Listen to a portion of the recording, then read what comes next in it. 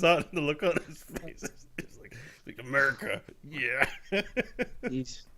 So All you right. guys are both rough health-wise. I That hear that. yeah. Getting The old. internet.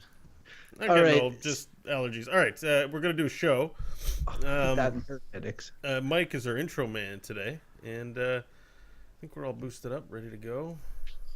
Oh, do you want? Hey, can I tell you guys something really funny or like really cute? You know, when your kids do something really cute. I didn't tell you this, Well, Mike, no. but before you got on, I was lamenting to Bo about computer problems that I had because I always have fucking computer problems. It drives me nuts, right? Whoa, language. And so I was just going, oh, and I was frustrated. And Jesse and Gwen were doing something in the living room, and Gwen comes up and says, "What's wrong, Daddy?" And then I said, I'm having problems with my computer. And then she's like, "Oh," and then she leaves. And she comes back and she gives me this, and she says, "You use my pooter, Daddy. Here's my pooter." And and then she gives me this is her this is her computer. Her grandpa Paul gave her this ages ago. She never really uses it, but it's like a soundboard that looks like an iPad or whatever, and she calls it her. It's awesome. so she never uses it and had it stashed somewhere, but saw that I was all sad and frustrated. I couldn't get my computer, so she's like, "Oh, I get you. You use my pooter, Daddy. Here, Daddy. Here's my pooter."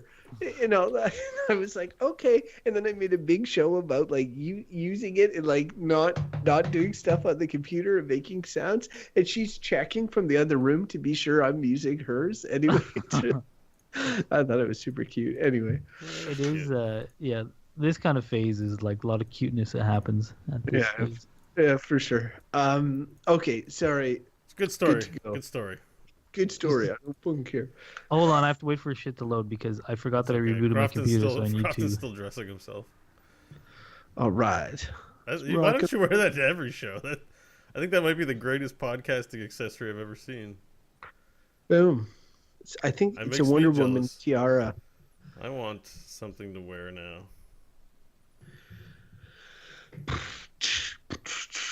If we're gonna do you know video, what? I've got you guys all mixed up. Actually, that's kind of weird. All right. So, Mike, are you working on like an intro or something? Is that what's happening? No, I'm just waiting for stuff to load because I forgot that I rebooted my computer, so all the pages I had open were not. I was like, oh, gotta put stuff in the topic generator. Oh, okay. Load internet. Oh, excuse me. Did I mute that? No. No, you didn't. But we're not recording it, so it's okay. Okay. Did I mute Yeah, that? I'm gonna take a piss. Yeah. Thankfully, he muted his mic that time. Nothing like the last time. Remember when he would for a piss? Yeah. And he could hear You may as well have put the mic in the bowl of the toilet. It was so loud. It was good. Killing me, Mike. Killing me.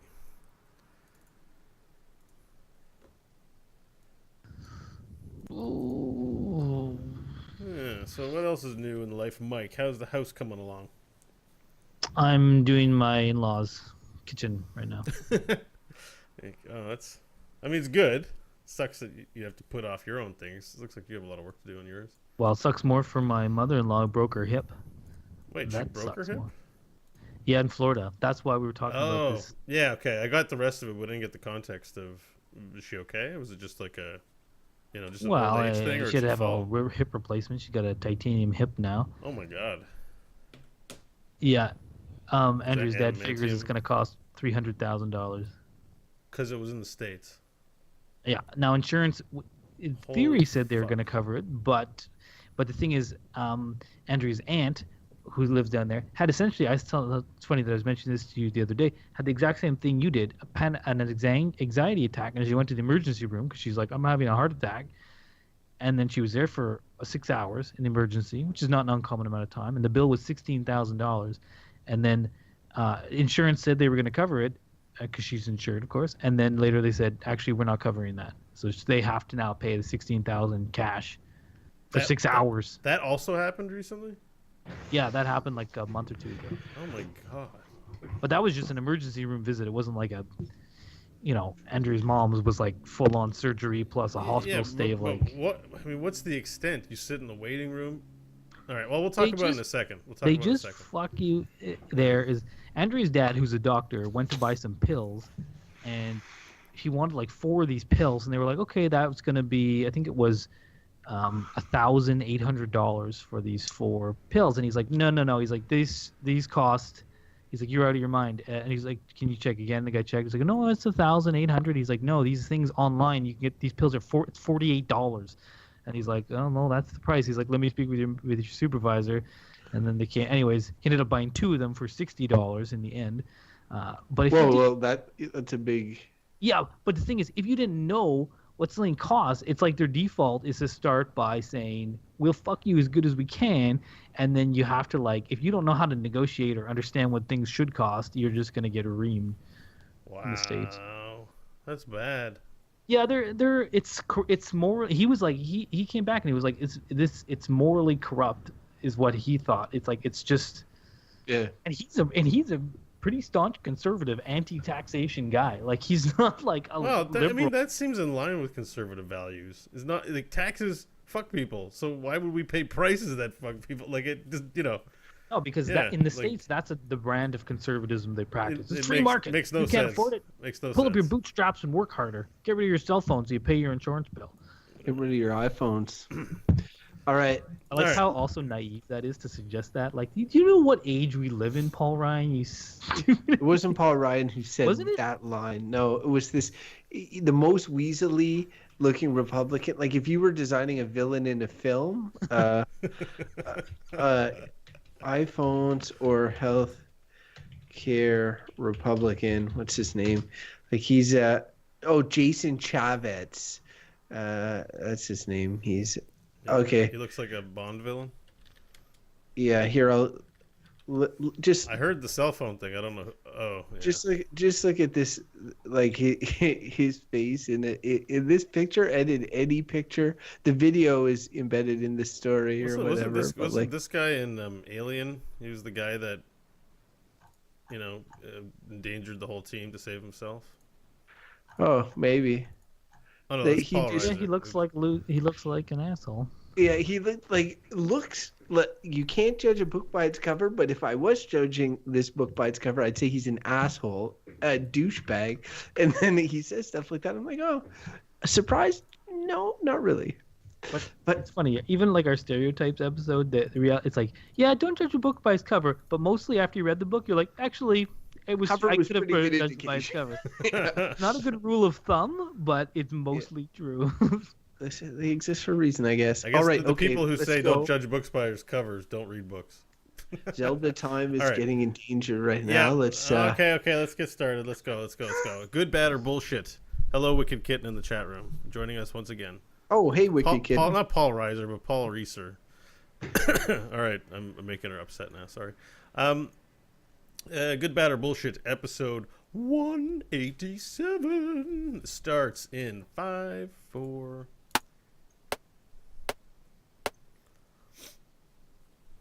Hello, good evening, good day to you. Welcome to the Good, Bad, or Bullshit podcast, where we discuss random topics. Then we have an unrehearsed conversation about that topic and provide a quality review. My name is Mike Hodgins. I'm one of your 3 hosts on this show, along with Mr. Bo Schwartz. Hello, Bo. Hi, Michael. Thank you for the warm introduction. The warm, flat. I like to do the flat introduction. You do the cold read. You're the cold read guy. You're the Saturday morning weather. The one and only. We're all one and only. Have I done a identical twin slam recently? No, you should say like the one that's a lot homogenous and a lot like of other people in the world. There you go. No, Crofton's his own person. He's unique. Crofton steers, everybody. Oh my God, what a voyage to get there. Hello, everyone. It's me, Crofton. Unique. Also, like to mention, he's wearing a super-powered tiara on today's episode for the audio listeners. I'm wearing a Wonder Woman tiara, which teaches you that yes, there is value added from our video version. So if you want to, very small. Yeah, small value. Any of that, like UN, when the UN made Wonder Woman their like mascot for women's like Did you hear any of this? Oh, I No. did. But I I kept. was like, It didn't as end soon as I well, heard, right? Or no? it was just like we're like women's rights worldwide. They're like, let's make Wonder Woman The the. symbol of I was like just like, what a stupid fucking idea that was. It's just like a super sexist like portrayal of. And it was just like, anyways, they had to take it down because they had so much backlash. People were like, oh yeah, maybe this was an insensitive and bad idea. But anyways, it did not last long. well, she is the lasso of truth. Lasso. What is it cowboys use? Lasso. I don't Noose. know. But it's a lasso. Is You it go, yeah. Lasso? Lasso? Lasso. Lasso. So what does she use her lasso of truth to pull someone onto a waterboard or something and then get the They cannot lie when it surrounds them. If she threw it on Donald Trump, like I don't know, he would just be like, and then then ask. Russia's him any coming for question. all of you. Get your guns. They're on their way, and I open the door.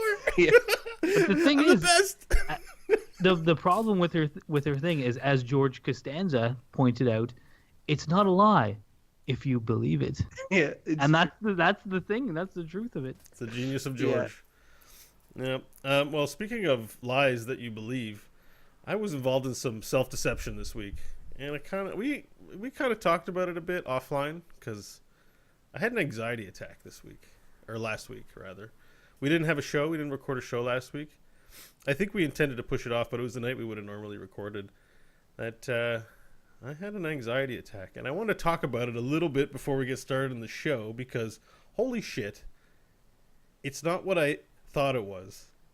Like anxiety is real, and I think you should describe it because Okay. when you say that, and the funny thing is, like, I have suffered in my life from, say, social anxiety. That's much different than what all humans, because we all have fight or flight systems, which is what it's tied into. We all feel stress, we all feel panic, we all can feel. I think I've even felt in my life where I've had felt like my heart was pumping a lot, or I had some muscle pain. I'm really stressed. It's really getting to me. Maybe it was a day I didn't eat too well.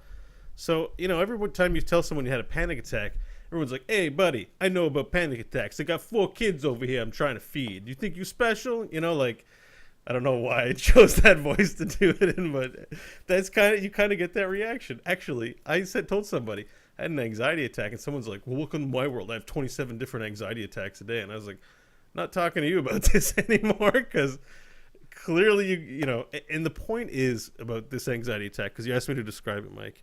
It's that I physically basically simulated a heart attack, I guess. I don't know what the medical description was of it, but I had a lot of the symptoms associated just say with you had felt pain like- in your chest. You felt No, just because that wasn't the pain in my chest. Wasn't the most impactful thing from the thing that I would remember. What actually happened was that my body started burning up. Like I actually had heat, like a really strong heat in my shoulders and my head and my neck. I did have the pain in my chest and difficulty breathing, but I had the taste of iron. Like it's a taste I've never tasted before in my throat that was just overpowering. And like my vision was blurred and everything else. And, I called 911 immediately and talked to the person on the phone until the ambulance people arrived. But it was eye-opening. I didn't know that could happen. I thought when people said I have anxiety attacks, it's just they were really stressed. It just means they were thinking a lot and maybe their body hurt. But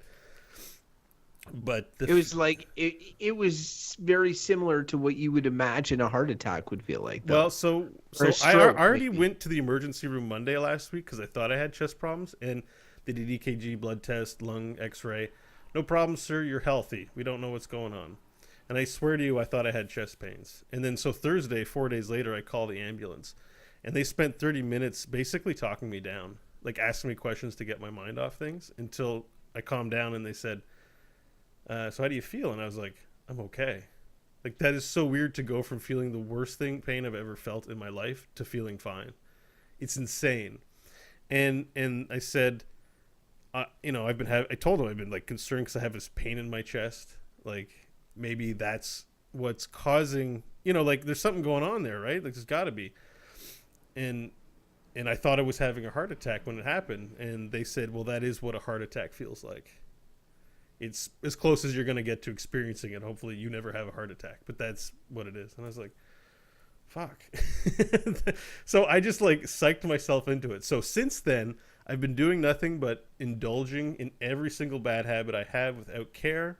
Like, it's healthy for me. Like, I have a cigarette and it's like vegetables. It's got vitamin T in it for muscle building tobacco and nicotine. And I've been eating whatever the hell I want. And you know what? I feel fine.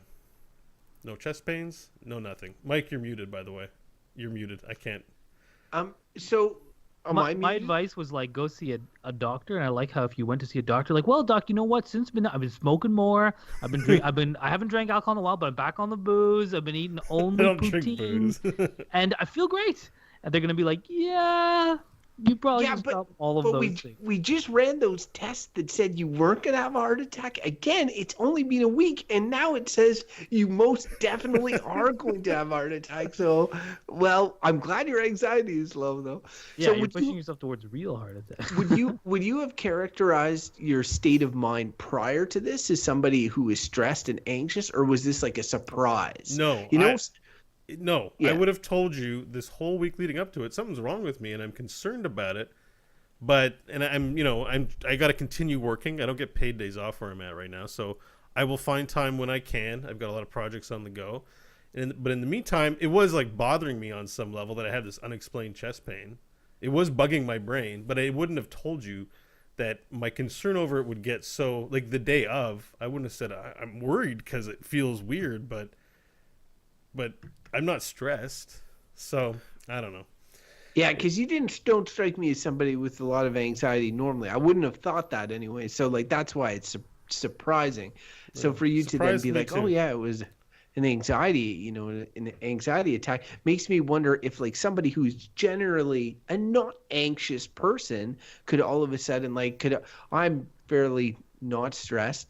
Could I like wake up tomorrow and have one of these attacks, or is it like it's kind of like a thing? misfire. Like if you're in a state of anxiety for heightened periods, so you have increased blood flow, your heart rate is higher. There's a chance it just misfires. Like your brain tells it to your fight or flight to calm down or to activate and give you adrenaline, depending on the situation, right? So if you're keeping yourself in that heightened state, there's a chance you can like over energize, I guess. Like it doesn't trigger calming back down. It just goes into hyper state where you burn your whole way through it. And burning that much of your body's resources is what causes the similar condition as to you're not getting enough oxygen or blood to your heart, so you're suffocating. That's what a heart attack is. And so scary. I suppose if there's one positive, this is that you're, you didn't have a heart attack. I know what it feels like now. And I know the consequences of not chilling the fuck out. So if you're someone hearing this and you feel like it's similar symptoms or something, go talk to somebody. I will be seeing someone about this. I managed to self-manage it, but a lot of it happened outside of my control. So I'm just not worrying about it to not cause myself any more episodes, but it is something that's on my agenda. So okay, I'm glad to hear that because I was going to be like, you still should go talk to your doctor. Yeah, no, for sure. Just to see, need to run tests. Don't ignore these things. Doesn't mean there isn't there, but I can't if I can't do something about it in this minute, I'm not thinking about it or pressuring myself. And in fact, we're talking about it here, but I've put a ban on talking about medical related stuff. So if something feels bad, I just pretend it's not there. I basically live like an Edwardian or something, or Victorian. Right. And if midway through our conversation to follow, you fall on the floor in pain, we will not call 911. We'll say, exactly, folks, he's gonna be fine. Just call them. Just don't talk to me about it. Tell me you're calling Krusty the Clown. Because I'll be like, well, why are you calling Krusty the Clown? You're screwing with me, and that'll calm me down, actually. So. I see. All right, thank you for Maybe indulging me. A random topic will calm me down. Get us on a different topic. Oh, okay. I see you didn't like that topic, huh? What? You're making me stressed because you were like, I don't like this topic. Let's move on. Somebody running the random topic generator, or am I just sitting in awkward silence right now? No, it was awkward silence. All right, start it off.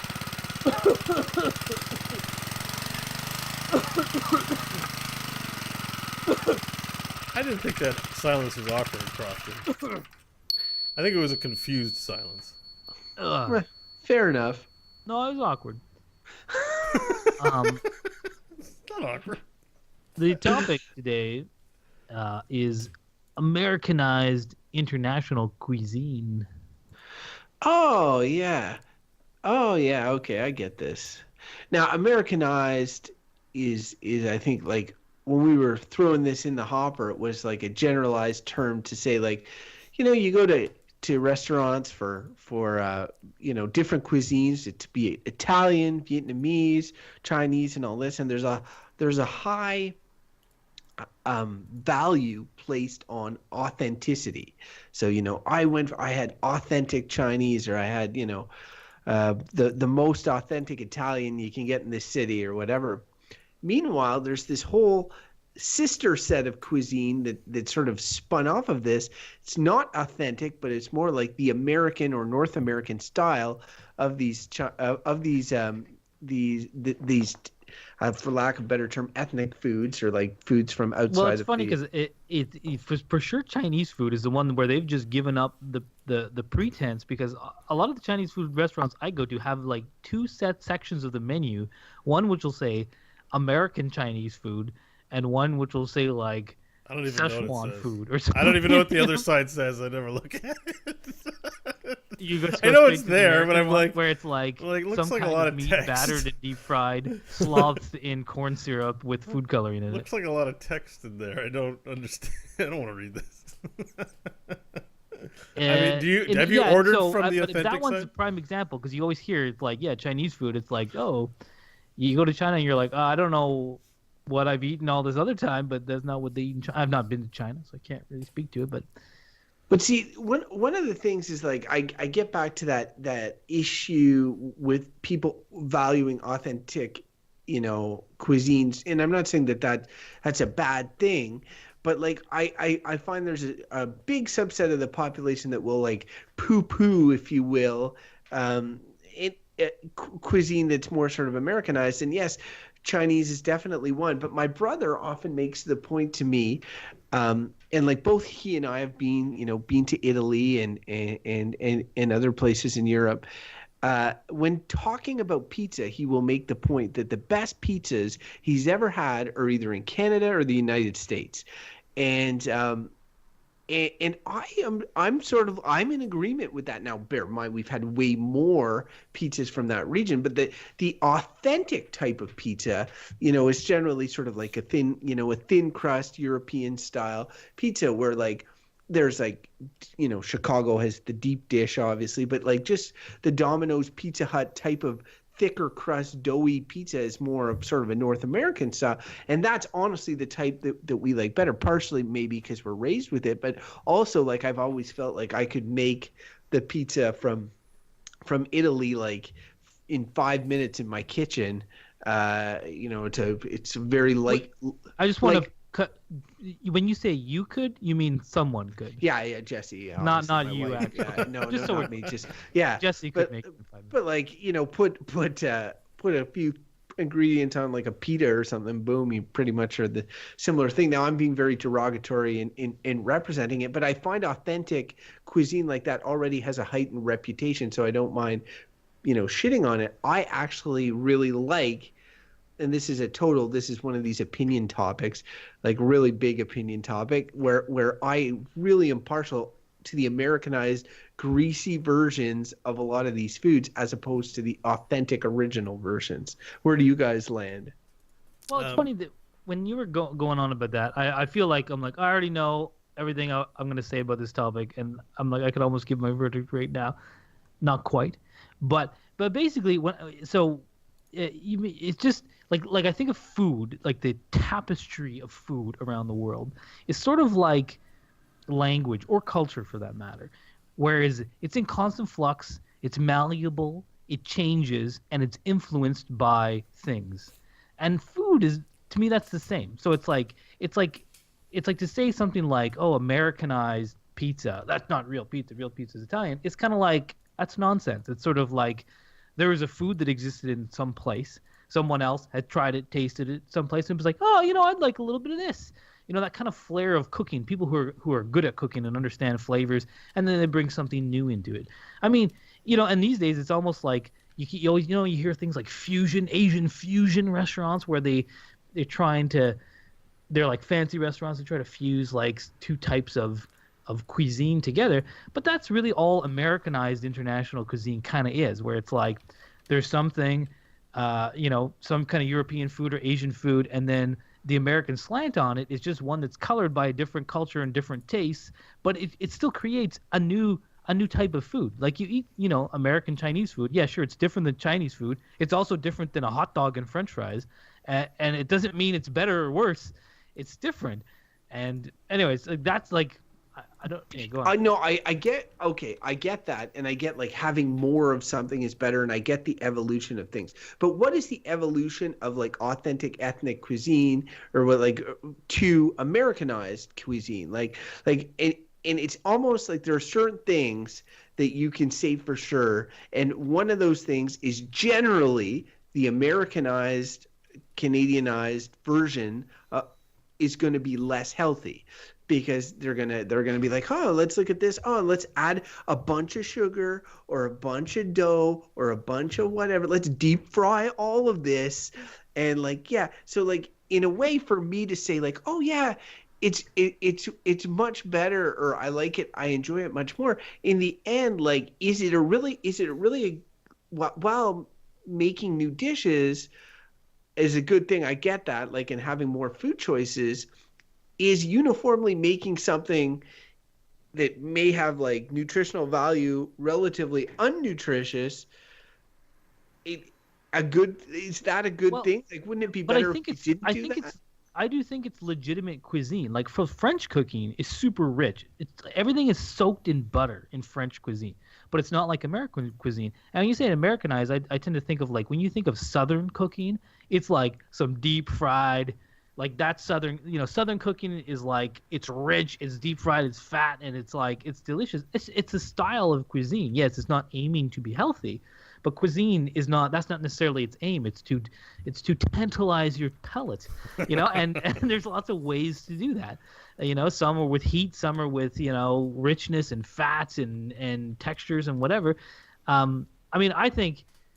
I stand by what I was saying before. Let's let Bo get in here, because I think he's... Well, the one thing I've been wanting to say this whole time, since the Chinese food part, was have a little addendum to my anxiety attack story, which was I had ordered Chinese food, the Americanized Chinese food, for delivery, and I went to sit down and relax, and then had my attack, called 911. The ambulance came into the ambulance, and then, it was 30 minutes in the ambulance, and my phone in my pocket buzzed, and I was like, oh shit, there's a Chinese food delivery guy probably been hanging outside my apartment the past 20 minutes waiting for my like cheap I bought like a cheap disgusting General Tso chicken and rice, and then that like, made Bo anxious, and he had a second attack. He's like, oh god. No, and then they're like, oh, or no, and then he eats it and he's like, 911, it's a real heart attack. No, but they were, by the way, they were real attractive ladies too. Super embarrassed. Had to, anyways, Sable with the paramedics. She was an attractive woman. I'm not sure if she was with anybody or not. I didn't. It was the paramedics. It was a too tender moment for me, but I was just kind of like, Sable was real nice, and Jill, they were great. They were amazing, actually. I don't want to make light Chinese of it. Food, maybe are you free tonight? They're like, hey, are you guys single? They're like, You're killing me. I'm not getting attacked. Sorry, sir. Anyways, you should go to see your doctor. No, so did you enjoy the Chinese food? They said, what did you order? Oh, Chinese food. And they're like, oh, what did you get? And blah, blah, blah. And I'm like, he's probably here. They're like, well, have him deliver it to the ambulance. You can still eat your Chinese food. So, I called him. I said, are you still waiting outside my apartment? And he's like, yeah, Chinese food. I'm like, there's an ambulance around the corner. I'm in the ambulance. and then you hear a knock on the ambulance door after a few minutes, and it opens up, and Sable was like, oh, Chinese food. He's like, yeah, Chinese food, and hangs my bag of guilt my bag of shame and guilt into the ambulance, and she takes and gives it to me. She's like, here's your Chinese food. And I was like, oh. I think it would have been more funny had you had a real heart attack in this particular instance, because then you'd just be recovering in the back of the ambulance, and the paramedic would say something to you like, is there any lifestyle choices you think you've made that have led you to this point? And Bo's like, I can't think of anything. And the guy says, Chinese food for Bo? Is that you? Like Anyways, it's like, so oh, I had to get that story out because that made the experience like funny memory to me in a way. So it's like, okay. Did you then immediately start eating the Chinese food in the ambulance? No, then I called my mom. And that's when you asked if they were single. You're like, I- ladies free after your shift. No, I'm not that. I took my food in, then I called my mom and talked to her for 20 minutes, and then had like a 5-minute cry by myself, and then ate my Chinese food. You got to release, But, and then something yeah, else. it was good. The Chinese food was good. It was good. Anyways, do I like it?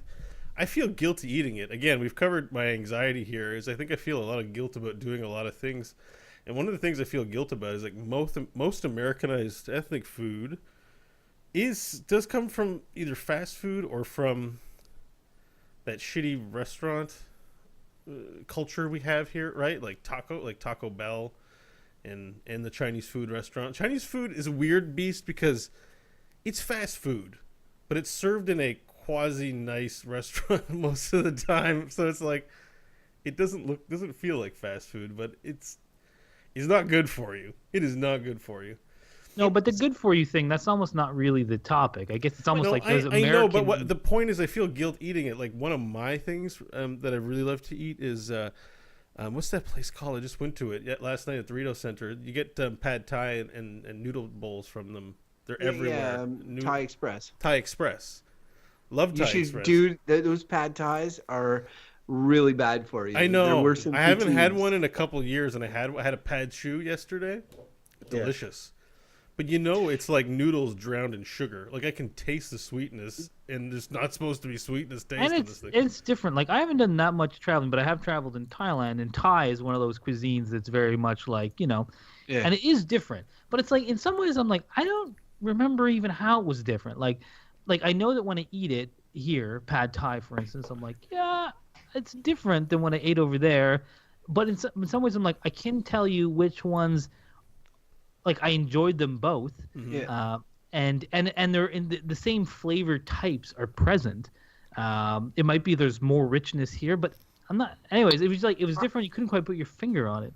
I don't think you can ignore the nutritional value when discussing something and determining if it's good, bad, or bullshit. If we drew soft drinks on this show or whatever, which I drink a lot of, and I would have to look at like how they lead to epidemics of obesity and how like there's a lot of stuff that has to be taken in, and for me it's like when you see that. I'm not saying that it would be a one-for-one replacement. Like if the Americanized version of pizza didn't exist, would we have the healthier Italian version in its place? Likely not. It wouldn't be as popular. Part of the popularity of it, the reason the Ninja Turtles and everybody else love it so much, is because of the Americanized version of it. So it's not a one-for-one replacement, but it makes me think about all these foods and how much I enjoy that version of them. But if we could like wipe them off the earth, yes, it's less. There's less flavorful foods in a certain way, but if they're all uniformly bad for us, then is that like, I mean, we got to take a look at some of that, right? Like it's because all Americanized. Is there an example of Americanized cuisine where they took something and made it more healthy for you? I can't think of one. Probably not more healthy, but I'd say sushi is still probably fairly healthy for you. But isn't it the same? Like well, no, I don't know. I think it is different. There's things like spicy mayo. I mean, I haven't been to Japan, so I couldn't tell you exactly, but I do think that the sushi we eat here is probably different than what you'd eat in Japan. But it doesn't strike me as unhealthy. Although, like, so I mean, like, I'm pretty sure the sushi place underneath me, Sushi Umi, I believe it's owned by a Japanese dude. I mean, I'm not entirely sure, but it's like. But a lot of I the think Chinese his food deal is place. that it's authentic sushi, and I've ordered there from before, and it's Right. really good. But the stuff I've got at the grocery store, it tastes bad, but it's hard to tell why or how far off it is, other than the use of preservatives, maybe. That like just junk ingredients, I guess. Yeah, but I would just say for the ethnicity of the owner, I don't know that it really matters in the sense that like again, most Chinese food places are owned by Chinese families, but then they serve America. They've altered the a good type of point. food has been altered to suit the clientele. It's So a it's great not point. that they're Yeah, you're right. Yeah, that has little to do with it, except I think in the sushi case. No, I'm not gonna say it. Never mind. Well, I think it's probably they close. have to go to Oh, Japan God. to I don't know train what with you were gonna sushi say, but I'm just gonna move masters. past it. Okay, Uh, so I'd I'd like say to like it concede probably on is closer to what is over there than say Chinese food is. So sorry for the racism. what? You didn't even say anything racist. Yeah, I yet. didn't- No, I I didn't- know Mike was Your still talking. I hands. said, well, no, because if they're Japanese, they probably went to Japan to train with sushi masters. Yeah, that's kind of. Because Well, I think there is a okay. thing. There was a stuff you should know about sushi. I'm pretty sure On I'm the not that sliding far off. scale of Bo's comments, that's on the low end. Okay. I would say though what Mike says about the ethnicity of the owner is interesting to me because it's a sort of a weird type of double standard that we have. Like, okay, so one of the Chinese places that I most like is this place in Ottawa that you guys both know called the Golden Palace. It is extremely Americanized style Chinese food, but it's entirely run by Chinese people. And if it wasn't, if it was all white people, for instance, that ran the restaurant, and I think that I would have a bias against it, or I would come in and be like, what? There's no, like, when you go to an ethnic restaurant, be it Thai or I mean, even a Thai Express, which is a chain, and it's not Thai people there, or you sort of are like, oh well, this isn't really authentic. This is a thought that people have, even though the version of the food that you're having is totally not, you're not even coming for authenticity, but you want it to be served. People seem to want it to be served by people of the ethnicity that the food comes from. Like you go to an Italian restaurant, even if it's, or a pizzeria, you want them to be Italian Americans or something like that.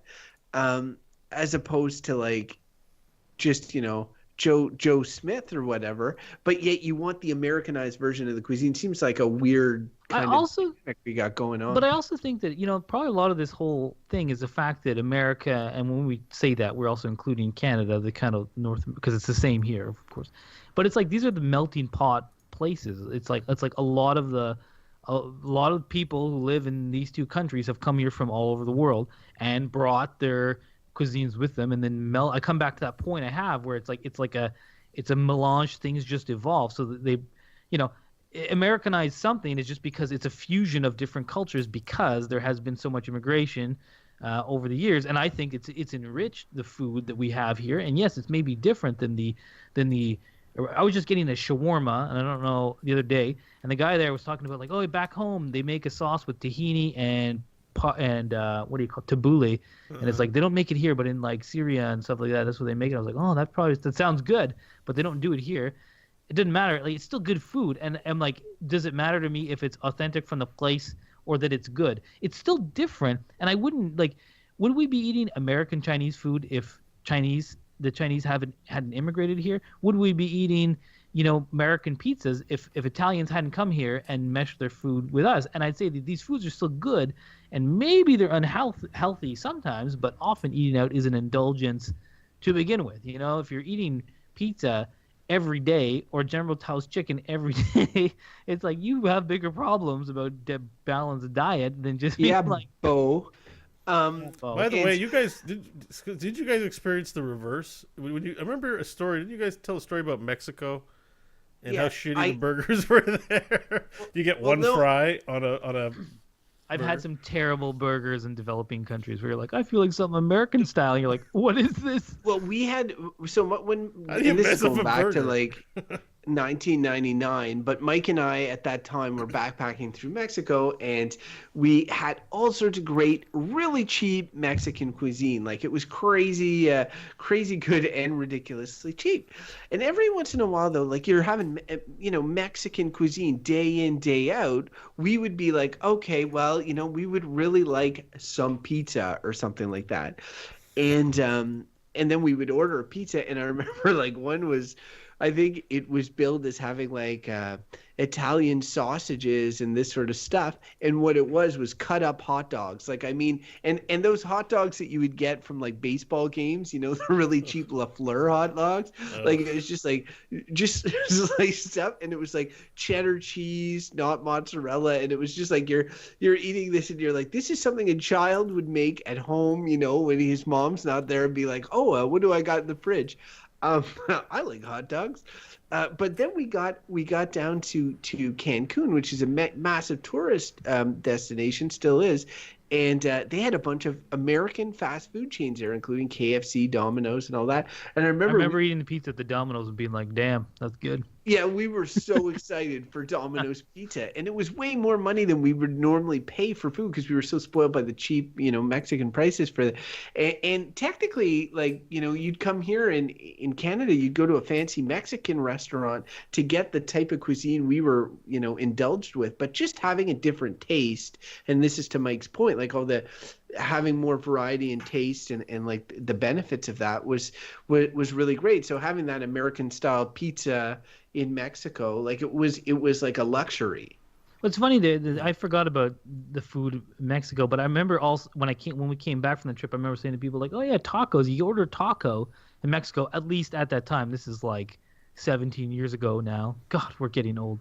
But I remember being like, yeah, you order taco, and it's just like, this is not what I thought a taco was, because the tacos we have here are just different, like open, all kinds of, but like really good. And I'd be like, oh man, there's some good food down there.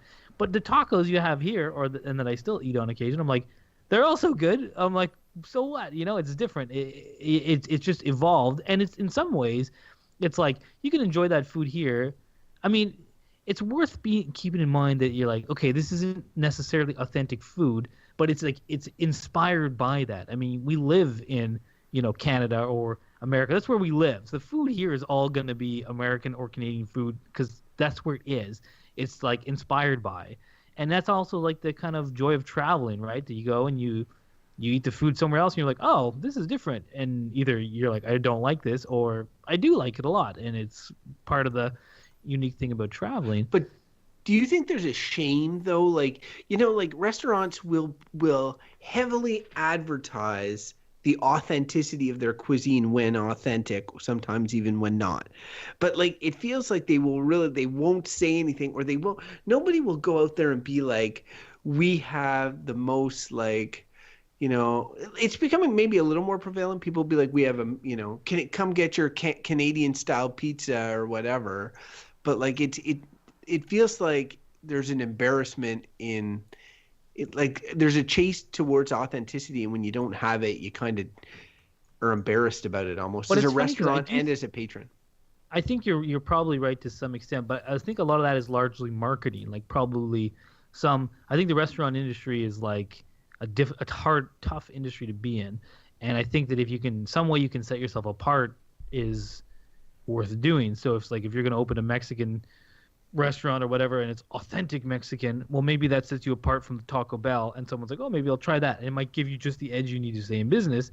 Again, it doesn't mean I've never eaten at Taco Bell, and I probably can go to my grave without ever trying it, but it doesn't mean it's bad, right? Again, it comes back to this whole thing. Like, I think food is one of these things where the product speaks for itself. Like, if you eat it and you like it and you're like, this is good, it's good. And if it's not good, then it's not good.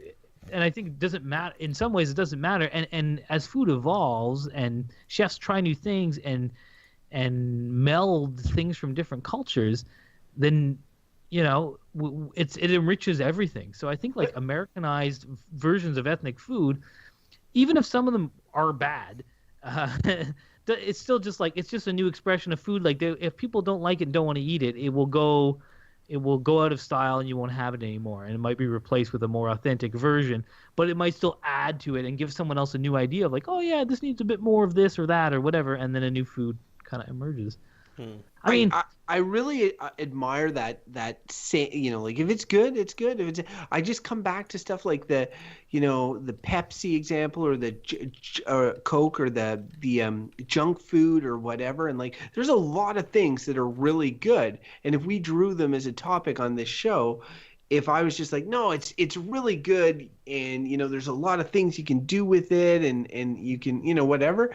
Like there's obviously good things I could pull out of it, but ignoring the general nutritional benefits or lack thereof of them, it feels like it's unfair because most like I take maybe the sushi point, except it seems more like it's the same thing, but almost across the board everywhere else is like we're making the food less healthy to make it more flavorful. Yes, it's surprise, adding fats and sugars and whatever and all that sort of stuff. It's going to make stuff taste good, It's funny because there are healthy options that are wholly American things. I mean, I can't think of chains necessarily because that's not the shtick of chain food. I don't think. Right. But people are cooking with like things like quinoa, which is a South American, grain. I don't know if it's actually. I think it's a legume or something. But and kale and all this kind of stuff. And it can be put together in a very flavorful way, but it's not necessarily considered ethnic because it's just health food that exists in North America. So it doesn't it might not have its roots like. And I know what you mean in that a lot of the popularized stuff is inherently unhealthy, and maybe that's just because the tastes of Americans and Canadians are that of like we like to get fat and we like our fat, and I still again come back to like eating out to me is something that's is an indulgence. Don't do it once a month or something and enjoy it. And yes, it's a splurge. All things in moderation, including moderation. So I mean, I appreciate that you've been driving home this health point, but I really don't think that it's the especially coming from you. I'm like, it doesn't even make sense. A radioactive level of pretension. You don't practice right yourself and be like, I need to eat healthy. If only pizza was more like. No, I'm just I definitely we're arguing the opposite roles that we should be here. I'm just saying that like for me it's really difficult to wrap my head around that one part because it's from a personal point of view. I showed my cards right off. I love this food. Like I'm like, and I love it.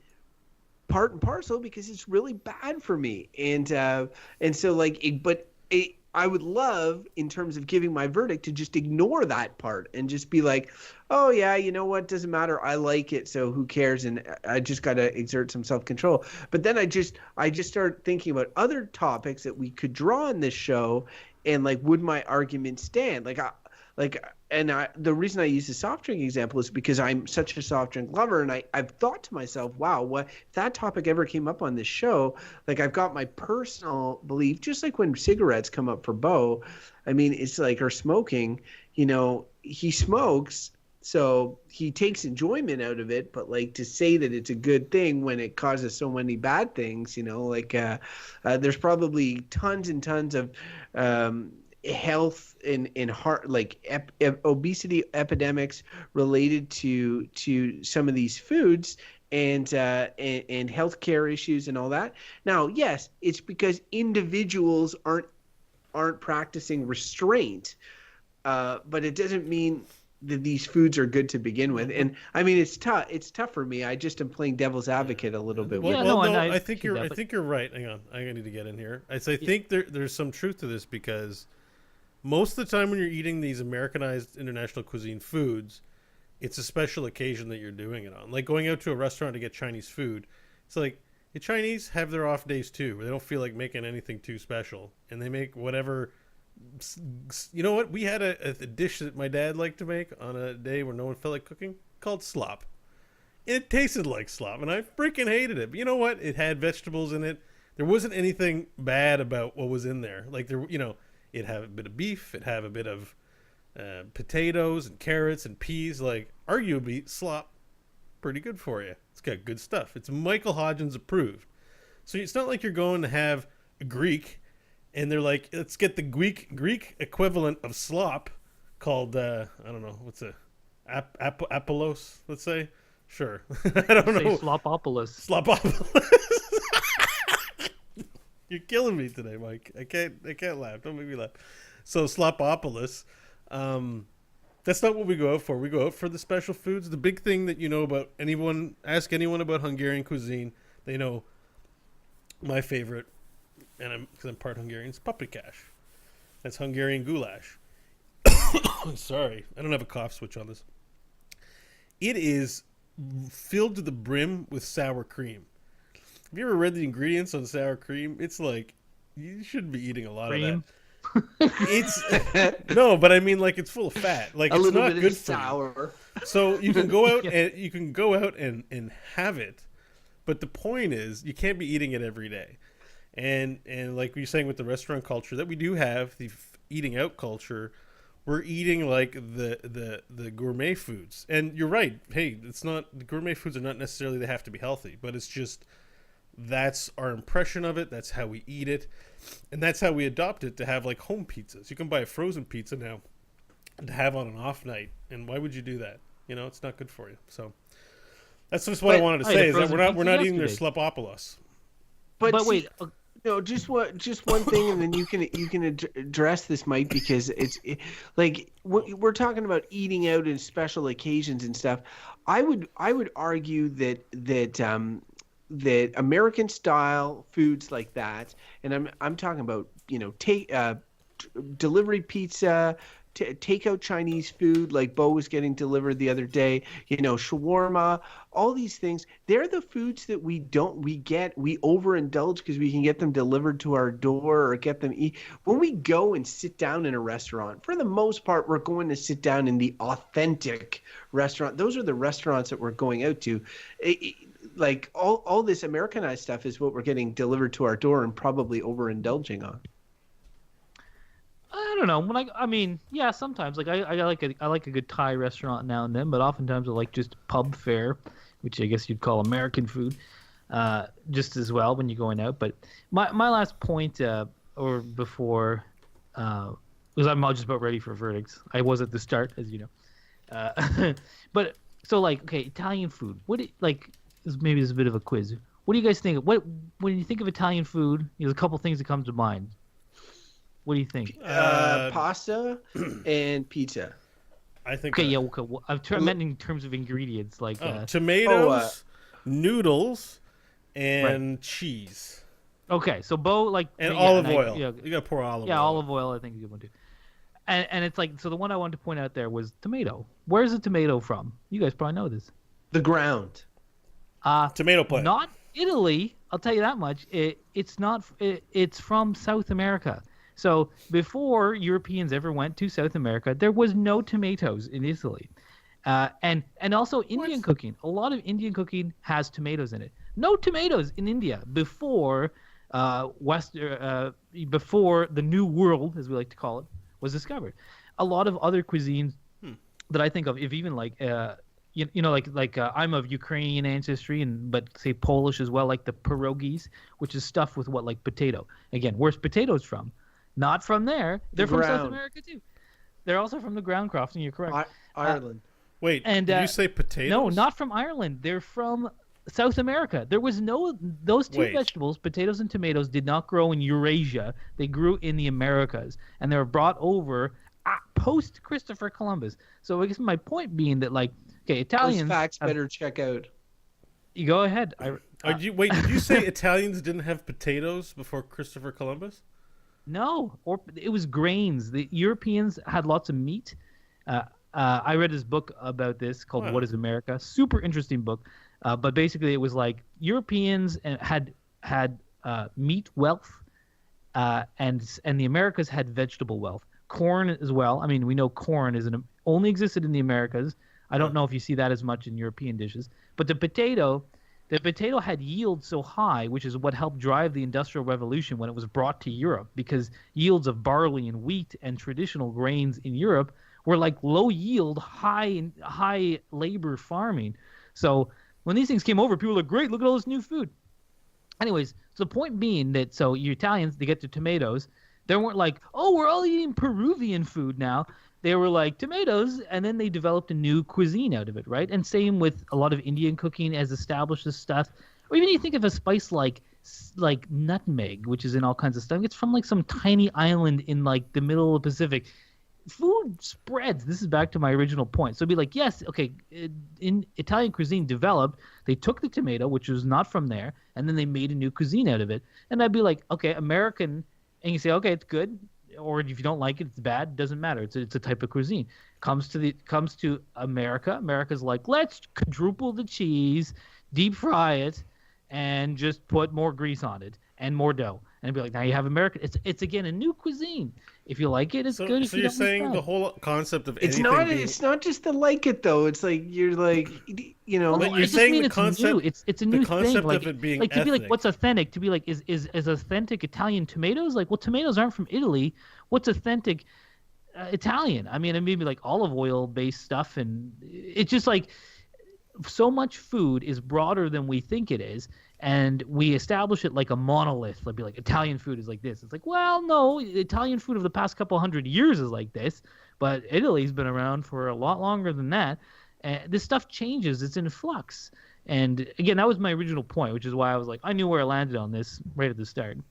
Okay, well, you're kind of blowing my mind because I didn't know that bit about the potatoes and tomatoes. Nobody knows it. trust When I you. learned that, it blew my mind too. Oh, And I wait, was wait, like, what? nobody knows? Are you the only one that knows this? No, not that nobody knows it, but like Are you making I've this told up? random people that about like tomatoes and potatoes, Yeah. and people being like, "What?" And it's just like, yeah, no, it was in South America. I believe it because I haven't looked at it, and I trust Read the your... book "What Is America," and it will blow your mind in a lot of ways. It's a Interesting. Ronald Wright. All right, well, is I'm getting Mike- ready for verdict. Mike's a, Look, what does that have to do with video games? I Mike's bought a book clever today, clogs. Or yesterday.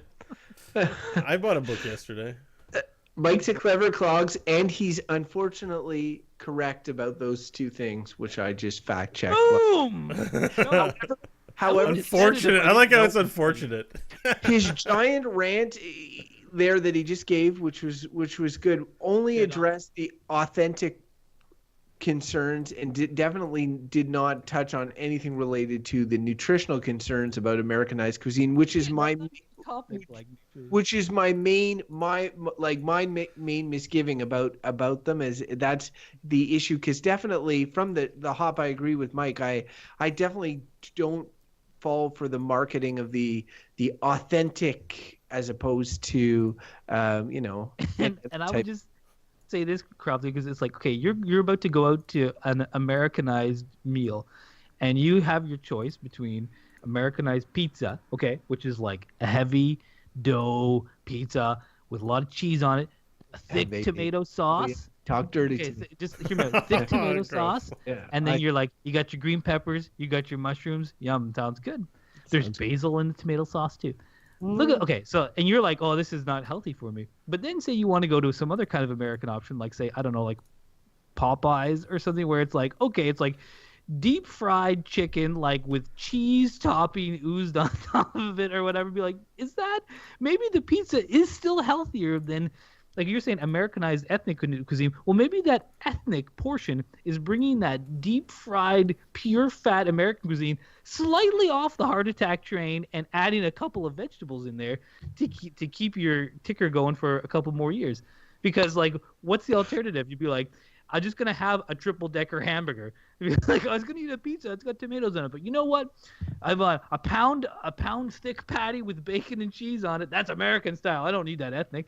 That's probably worse for you than the pizza is. So it's like, you should just be thankful that there's a tomato in there.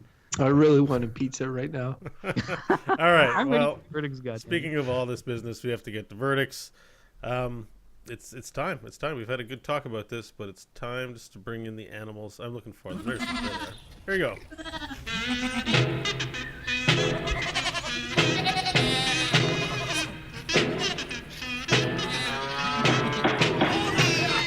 I say, order in the court. Order in the court. It's verdict I'm gonna time. start. All right, Mike 'Cause wants I to. knew- Okay, go Yeah. ahead. He's got his pants are on fire. He needs to let They're out on the fire. fire. Wait, isn't that the whole if you're a liar thing? I wasn't no. lying about the tomato. Sorry, thing. your hair's on fire. Feet to the floor, hair on fire. No, I got to answer my pants. Let's go with that. Okay. So They're I was looking gonna for food, say too. Americanized ethnic cuisine is good. Oh,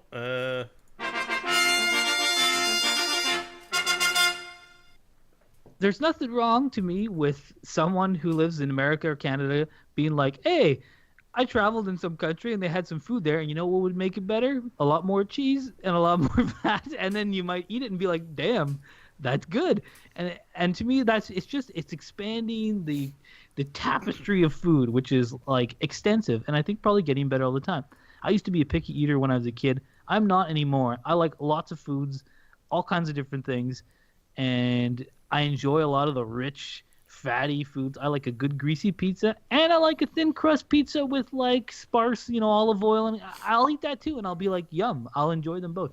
And I think that there's a place for all that kind of stuff, and people who poo-poo the Americanized version of things, I think, are being exactly what it seems like, snobs, and to be like, if you don't like that food, don't eat it. But I just think it is expanding, and food is a malleable culture. It borrows from other cultures, it borrows from other traditions, it borrows from other ingredients, and that's how we get new food, and that's great. It's all good to me. Done. All right, nice and concise. I guess I'll go next and let Crofton have the last word. Seems like a Crofton last word episode. So, I like everything Mike had to say. Mike even blew my mind a bit. I'm very grateful for Mike's contribution today. That's to two the show. episodes in a row, Bo. Remember the helium? Well, I will say this: I didn't get a lot of chance to talk today because you guys were going off. It was a battle of the wills between the two of you. But I will say this about food: is that I find we're very the scope of what is considered like international American cuisine, or is it Americanized international cuisine, is kind of narrow. Like Middle Eastern food, my lexicon is shawarma.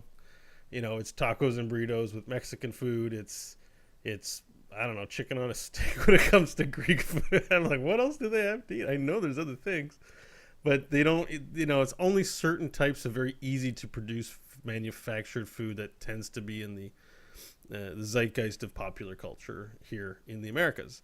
And because fast food is popular, there is a connection, I think, between that and ethnic food, like eating as tourism, if you will. So I'm going to go ahead and say that we can do better.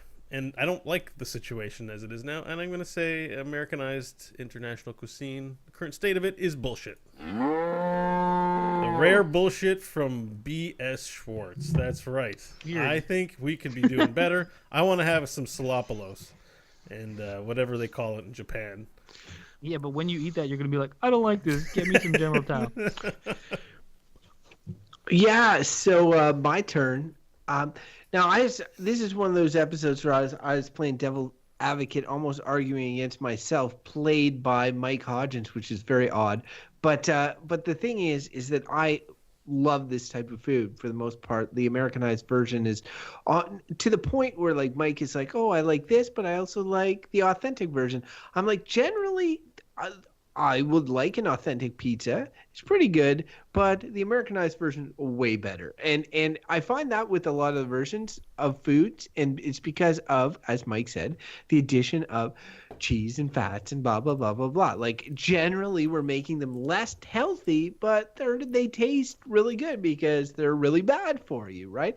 So, as I full disclosure was that I was dealing with that, was the idea that these foods are generally causing a lot of health problems, especially across the United States. And Mike's definitely had a compelling rationale to say, like, there's other foods that, like, be it fried chicken or McDonald's or whatever, that are going to cause health problems if these ones don't. So, I mean, why not? It just adds to the palette of cuisine.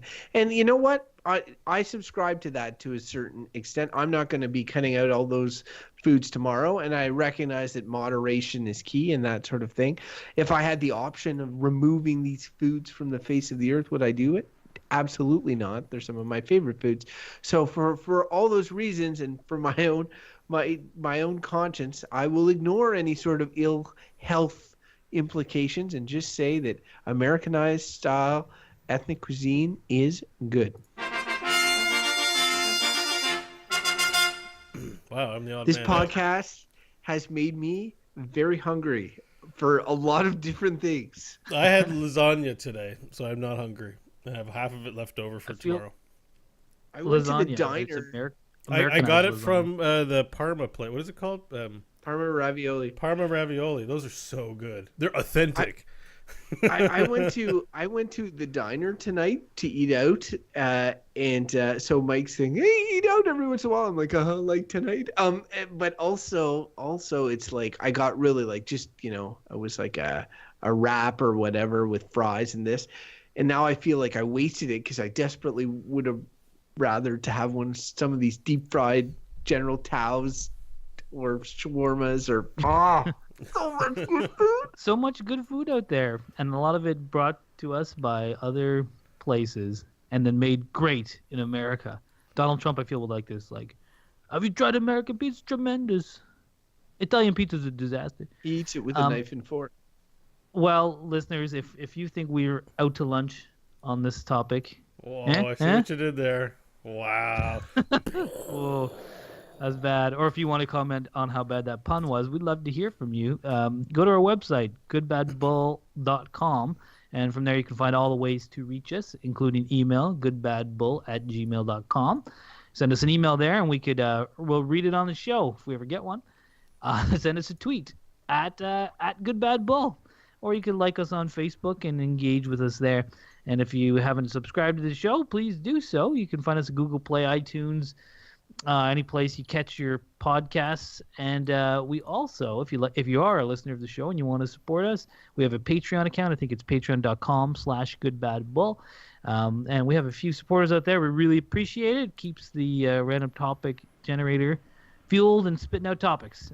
So thank you very much for all your support out there. And if you want to follow us, as individuals, Bo, where can our listeners hear what you got going on? Find me at Bo Schwartz on Twitter. You want to listen to the other show I do, it is at heroesforyou.com, Core Heroes of the Storm Show. Also, keep your eye locked on exmpodcast.com. That's where Crofton and I do the little exclamation mark podcast. We haven't done one. It's on hiatus, but we're thinking of doing a little episode because it's been a little while. So if you enjoyed that, there will be another one soon, TM. It's like a reunion tour. Crofton, what do you have to say? And where can people find you? They can find me at Crofton Steers on Twitter, shooting out the tweets, consulting for my what great, fattening, gut-busting food I will have next. And yeah, I'll be on the one day only EXM reunion tour with Bo. Maybe we can have him live tweet out his next anxiety attack. That'd be fun. How's this happening? Too busy being anxious to actually make I'll that a be success. looking forward to the type of food being delivered during the anxiety attack next time. It'll be like greasy pizza. Bring it to the ambulance round back.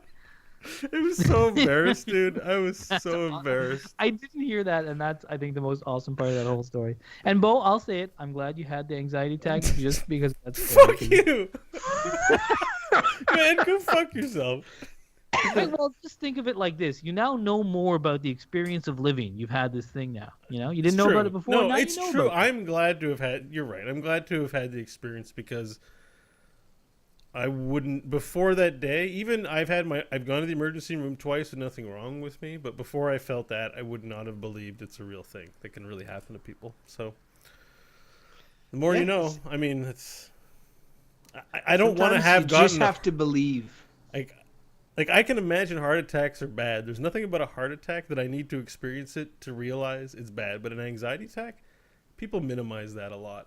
And people, and it's not to minimize anyone else's pain. If you feel lots of anxiety in your own way, that's your way to do it. But holy shit. No, it's just in the past couple of years, like, and I know Bell has their Bell Let's Talk Day for mental health, but like discussions around mental health and anxiety and all that are becoming normalized a little bit more, because you're right, Bo. It's one of those situations in the past where you'd be like, oh, I'm feeling anxious, or I think I'm having an anxiety attack, and people would be punch you in the shoulder and be like, just toughen up there, princess, and it's not how it works, Not at all. Anyways, enough about that. I love fast food, and I have a question actually. Where did ice cream come from? Because I love that food. Is that an American thing? Ice cream? Is that dairy? Is that Quebecer thing? Like, where does that come from?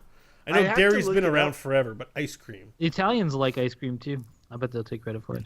I will say that with the kids at day camp, we would often do like a homemade ice cream type activity when I was a camp counselor. Wait, you made it? Well, technically, there was a guy who came in and the kids. What? You didn't I just actually want to make get it? that straight. I thought Mike was being harsh on you, and he was being a good investigator. No, now that I think about it, I don't think I made any of it. But I was there when it was being made, and it was really like it's funny because it's still good. It's good like when it comes out and it's like vanilla, but it's like it's different. You see, they add a bunch of shit to get the ones we get in the freezers in the grocery store that are just loaded with like sugar and stuff. Like, I mean, Xanthan gum. Yeah, is that what's in those? Yeah, I guess. Xanthan gum's in a lot of stuff. I don't know what it does. It doesn't sound like food, but it's in a lot of stuff. I think it makes things stick together more or something. Did that answer your question, Bo? It did. It did. Ice cream is good, but I've definitely my favorite food for sure, which is ethnic, and I really do not care if it's authentic or if it's Americanized, is shawarma. And I don't know if any of our American listeners, if they got the shawarma down there, it's like Lebanese. Oh, they but do. In It's at in Ottawa, we have. It's at the end of the Avengers, dude. Everyone knows about shawarma. If they didn't know, they watched Avengers. But it's been around here for a long time. Ottawa has a lot of Lebanese, and we're strong. We're strong with good. the shawarma force, like no doubt. Ottawa, we are, and I really feel, and this might not be true, but I really feel like it's not that bad for me. But don't get the tahini sauce and you're fine. Like, get it sauceless. What's wrong? The pita is maybe the sauce is mostly it's mostly garlic and olive oil. Like, it doesn't even sound bad. People are like, garlic's good for you, olive oil's good for you. It's true. Actually, there's a Lebanese guy at the cafeteria at my work, my day job, and he was trying to get us to eat garlic straight up for health reasons. Good for you. He would clear up your throat. Super good. And he was like, yeah, it is good for you, but I'd rather just eat garlic sauce. I like to have it on a shawarma. But it was like, I took his advice, but it was making me a bit anxious. So instead, I walked outside, smoked 5 cigarettes, and ate some beef jerky. You got it. There, you can end it on that. There, I helped you. I helped you. Is that what you said when you were making ice cream? Did you use that exactly? Yeah, with the kids. The guy's like, Crofton, you really need to help. He's like, there, put the spoon in the thing. I helped you. It is funny because, like, I mean, that was a long time ago. Because I'm like, I live with Crofton a long time ago, and I'm trying to think of him cooking food, and I'm like, and I am no good cook. I'll point out, and I think what I made in college was like nothing to write home about at all. But I'm like trying to think of Crofton cooking, and I'm like, I had a lot of ham remember sandwiches. Much of it. What? Oh, I had. Yes. Now that you say that, yeah, you and the cold cuts. I remember actually, because I was not into that. But we go to the restaurant and be like, yeah, get some turkey, 200 grams of that. You're like, oh yeah, get your sandwich going on. Yeah, no, mostly Black Forest ham. Also, I would make those Lipton lean cuisine like fancy craft dinners. Oh, me too. I was big on those in college. Yeah. The bacon carbonara, still. Yeah, for sure. That there is Americanized Italian food that I was like, I would eat that right now, that bacon carbonara. I haven't had that in years, but I'd be like, man. Talking about food is really brutal. I know. I don't know what I'm going to eat after this, but I got to eat something. Well, let's call it there, because Crofton wants to go play Zelda. I want to go chill out. Hey, I didn't know. Get out of my head. Yeah, and you know, Mike's got his usual look at the end of the show of like, please go sleep now.